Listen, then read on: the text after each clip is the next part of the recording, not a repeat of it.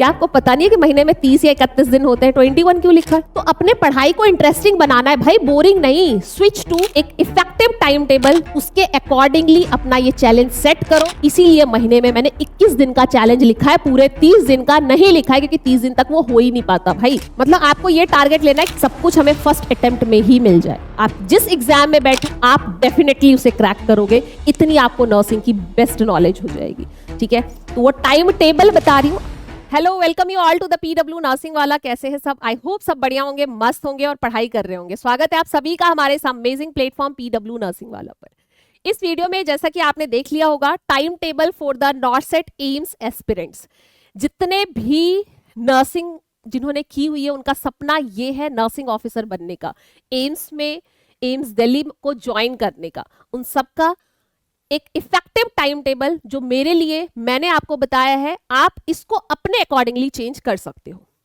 This is the very effective time table to crack the NORCET, to crack the all government exams, not only for the नॉर्सेट।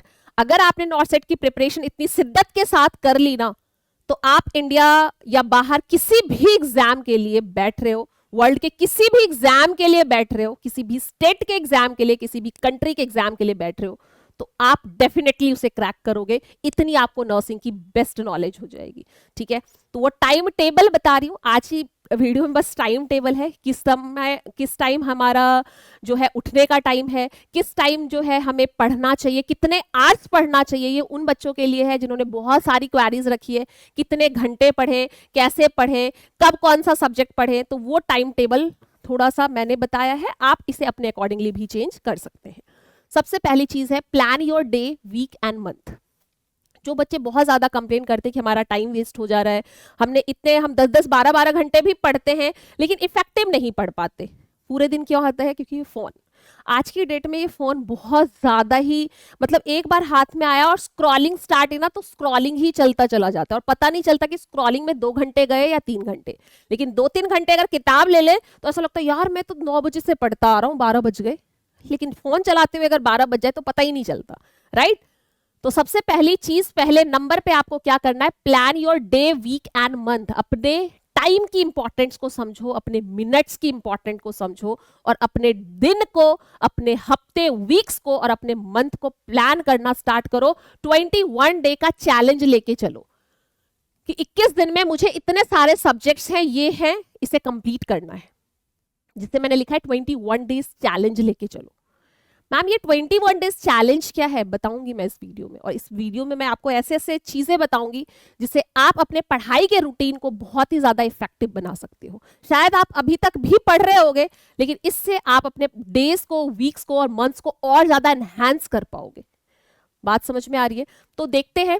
सबसे पहली चीज है productive strategy बनाना। ऐसा नहीं कि daily बनाते, बच्चे डेली प्लान बनाते हैं, डेली स्ट्रैटेजीज बनाते हैं और डेली फेल हो जाता है। एक हफ्ते चलता है, किसी का 3 दिन चलता है, किसी का 15 दिन चलता है, चल ही नहीं पाता क्योंकि वो फॉलो नहीं हो पाता। मैम हम बनाते तो है बट फॉलो नहीं हो पाता।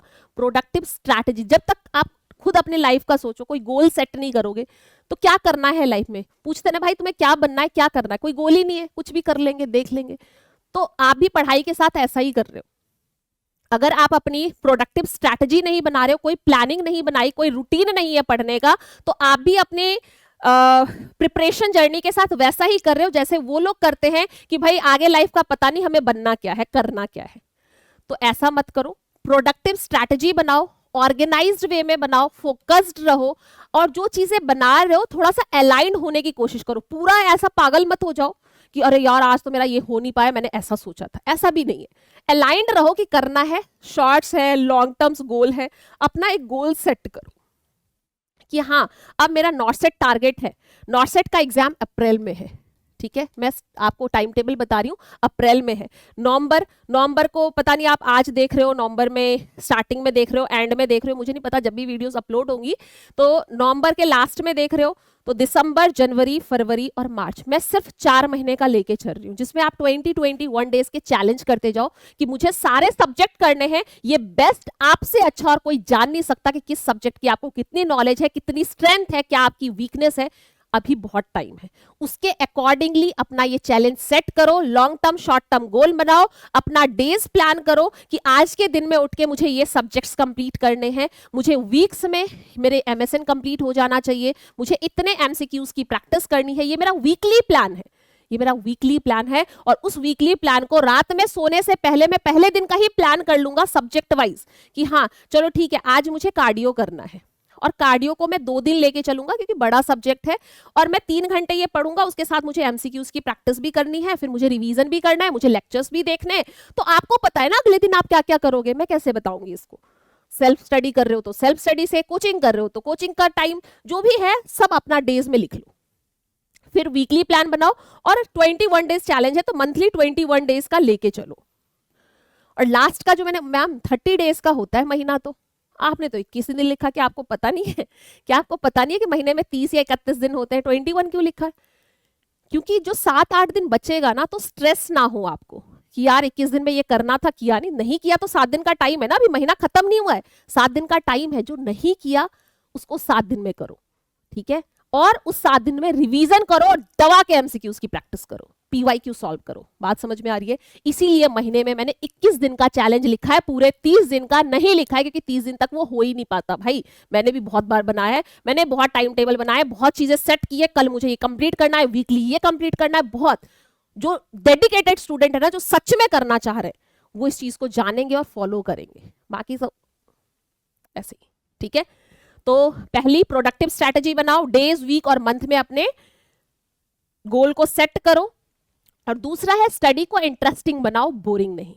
बहुत लोग होता है बुक ले लिया, लाइब्रेरी में चले गए और मस्त सो रहे, एसी चल रहा है, बहुत बढ़िया मजा आ रहा है, सब पढ़ रहे हैं, और हम वहां पे क्या कर रहे हैं, सो रहे हैं। तो अपने पढ़ाई को इंटरेस्टिंग बनाना है भाई, बोरिंग नहीं। Switch to the another subject. अगर आपको लग रहा है कि मुझे कम्युनिटी में बहुत बोरिंग फील हो रहा है, यार हो ही नहीं रहा मुझसे, कम्युनिटी हो ही नहीं रहा, या फिर मुझे बहुत बोरिंग पीडियाट्रिक्स लग रहा है, या एमएसएन बहुत बोरिंग लग रहा है, तो जो आपको इंटरेस्टिंग सब्जेक्ट है, ओबीजी है, पीडियाट्रिक्स है, आपका फार्मा सब्जेक्ट फेवरेट है, या जो भी आपको फेवरेट लग रहा है, पहले अपने फेवरेट सब्जेक्ट लो, सब्जेक्ट स्विच करो। जिस सब्जेक्ट से नींद आने लग गई उसको साइड में रखो, दूसरा सब्जेक्ट स्टार्ट हो जाओ। ऐसे होता है, क्योंकि बहुत सारे सब्जेक्ट हैं जिसके कॉन्सेप्ट को हमें क्लियर करना है, जिसमें इंटरेस्ट आए पहले उसको लेके बैठो, उसे करो। तो अपने आप को बोर मत करो, पढ़ाई को थोड़ा इंटरेस्टिंग बनाना है, बोरिंग नहीं बनाना है। टीच योर सेल्फ, इसका मतलब अपने आप से क्वेश्चंस पूछो। अगर आपका कोई पार्टनर है उसके साथ डिस्कस करो। अगर आपको बोरिंग लग रहा है तो अपना जो भी पार्टनर के साथ पढ़ रहे हो, जो भी आपके स्टडी पार्टनर है, अगर उसके साथ पढ़ रहे हो तो डिस्कस करो। अच्छा तूने हाइपरकैलेमिया पढ़ा था, बता कितने कौन से साइन होते हैं, हाइपोकैलेमिया के क्या होते हैं, अच्छा ईसीजी के सारे पॉइंट्स बता, अच्छा चल ठीक है एक बार एरिथमिया डिसएरिथमिया के सारे पॉइंट्स बता। तो इससे क्या होगा, वो भी बताएगा, आपको लगे यार उसको तो सारे आ रहे, मैं तो भूल रहा हूँ, मुझे रिवाइज करनी चाहिए। तो थोड़ा इंटरेस्टिंग बनाना है, बोरिंग टाइप में नहीं करना है। अगर आपका कोई पार्टनर नहीं है तो ये सेम क्वेश्चन आप अपने आप से पूछ के भी लिख के प्रैक्टिस करो, पढ़ के प्रैक्टिस करो, आपका जो लर्निंग मेथड है उस तरीके से प्रैक्टिस करना स्टार्ट करो। बात समझ में आ रही है, क्लियर है इतना? चलो टेक अ ब्रेक्स। और ऐसा नहीं है कि 4 घंटे, मैम ने बोला 10 घंटे कंटिन्यू, अरे 4 घंटे कंटिन्यू टिका देंगे भाई, 5 घंटे टिका देंगे, ऐसे टिकाने वाले काम नहीं करने हैं, किसी पे एहसान नहीं करना है, खुद को माइंड को समझाना है, चीजें समझ में आनी चाहिए। जब तक समझ में आ रहा है 45 मिनट्स, 1 आवर, 40 मिनट्स, 2 आवर्स, जितना आ रहा है उतना पढ़ो, उसके बाद हाफ एन आवर का ब्रेक ले लो, ठीक है, 30 मिनट्स का ब्रेक ले लो। और ब्रेक में फोन नहीं होना चाहिए, फिर स्क्रॉलिंग स्टार्ट हो जाएगा। समझ में आ रही है बात? तो स्क्रॉलिंग नहीं करना, इंस्टा ये सब चीजें 4-5 महीने की, अगर ये 4-5 महीने का प्लान है, इसके बाद अगर एक बार जॉब लग गई ना तो करते रहना आराम से, जितना रील्स बनाना है, जितना स्क्रॉलिंग करनी है, सब कुछ करना, ठीक है। तो हाफ एन आवर देखो, सेलेक्टेड चीजें देखो, जो इंपॉर्टेंट है वो देखो, ऐसा नहीं कि पूरा कट ऑफ ही हो जाओ, नहीं देखो, लेकिन 30 मिनट से ज्यादा का, या 40 मिनट्स ले लिया, 1 आवर ले लिया, इससे ज्यादा का ब्रेक नहीं होना चाहिए, ठीक है। अपने टाइम की इंपॉर्टेंस को समझना है, तो इंटरेस्टिंग वे में पढ़ाई करनी है। अब मैंने बोला है कि सुबह से लेकर, अब स्टडी प्लान जो पूरा का पूरा पूरे दिन को बताएगा, ये एक दिन का प्लान है। इसी तरह से अपने पर डे को प्लान करना है, सैटरडे तक प्लान करना है, संडे को चाहे चिल करो। चिल करने का मतलब होता है दवा के एमसीक्यूज, पीवाईक्यू प्रैक्टिस या रिवीजन करो, कुछ नया नहीं करेंगे, जो पूरे हफ्ते में पढ़ा है उसको रिवाइज करेंगे, ठीक है। तो सुबह 5:30 बजे बहुत अच्छा टाइम होता है, मॉर्निंग का टाइम, जो कि हम सोने में निकाल लेते हैं, ठीक है।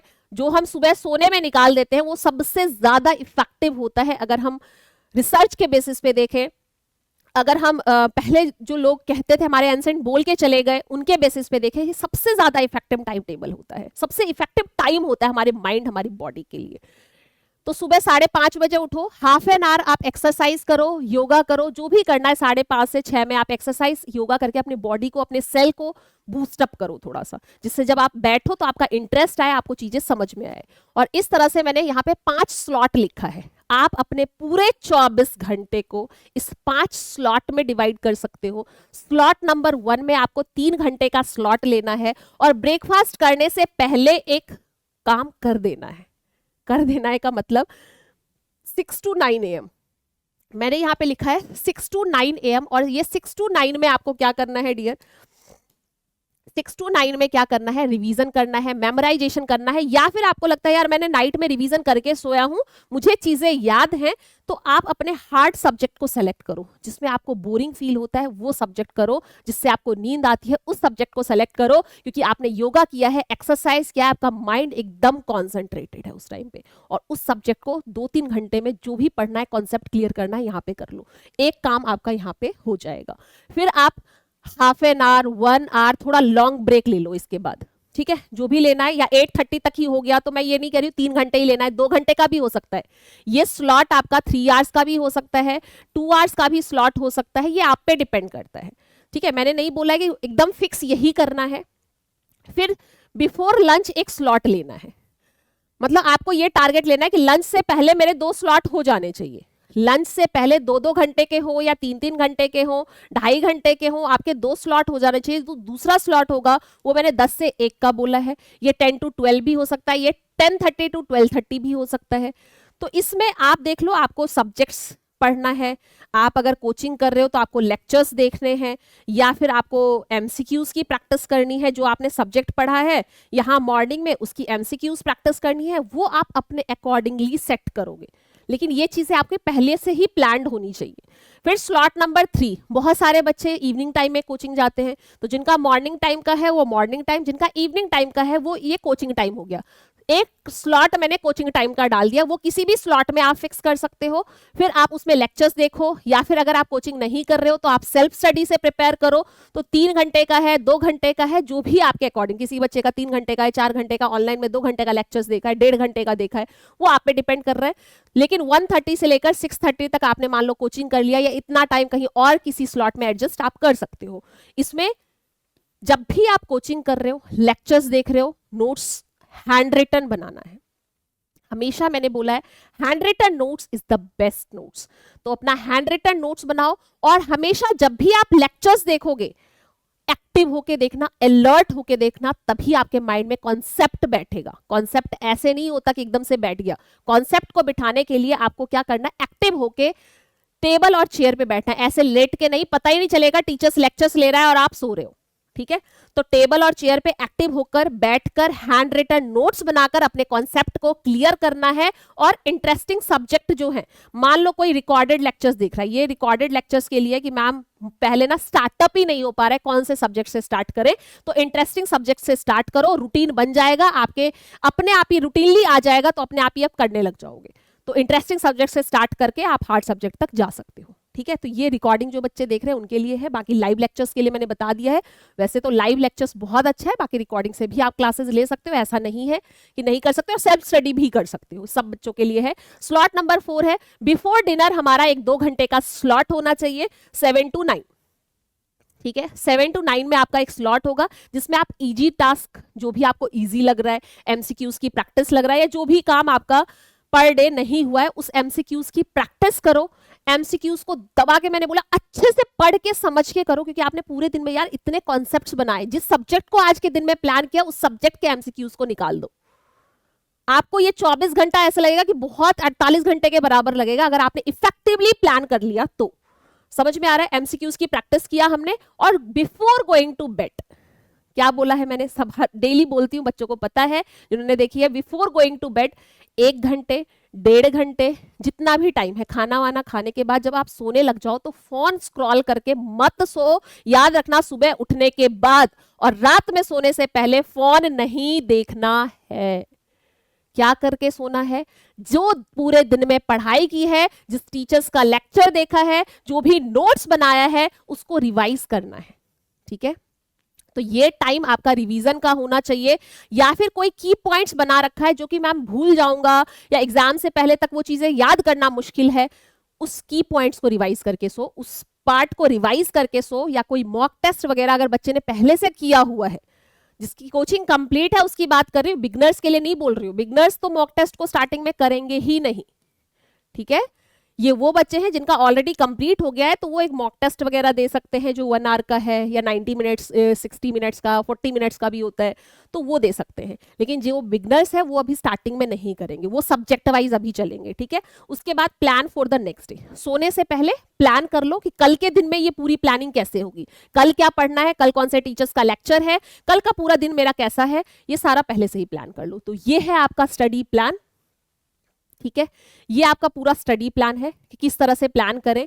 ये आप 8 घंटे, 10 घंटे, 12 घंटे पूरा दिन डेडिकेटेड पढ़ाई करनी पड़ेगी, शिद्दत से पढ़ाई करनी पड़ेगी। अगर आप चाहते हो नॉर्सेट को फर्स्ट अटेम्प्ट में क्रैक करना, अगर आप अच्छी रैंक के साथ पहली बार में उस एम्स में जाना चाहते हो जहां पे आपकी चाहत है, चाहत का मतलब ये नहीं कोई और, जहां पे जिस एम्स में आप जाना चाहते हो उस एम्स में आप फर्स्ट अटेम्प्ट में ही जा सकते हो। दोबारा से मेहनत करना उतना ही डिफिकल्ट होता है जितनी बार हम पहली बार पढ़ाई स्टार्ट करते हैं। इसलिए मैंने बोला पहली बार ही इतना कर लो कि दोबारा के लिए कुछ रहे ही ना, सब कुछ हमें फर्स्ट अटेम्प्ट में ही मिल जाए। आप जिस एग्जाम में बैठो वो एग्जाम आपका सेलेक्ट होगा जब आपकी स्ट्रैटेजी, प्लानिंग, आपका स्टडी प्लान बेहतरीन होगा। तो आई होप सो आपको इस वीडियो में बताई गई चीजें समझ में आ गई होंगी। Thank you so much for watching. Bye bye, take care, मिलते हैं आपसे नेक्स्ट वीडियो में।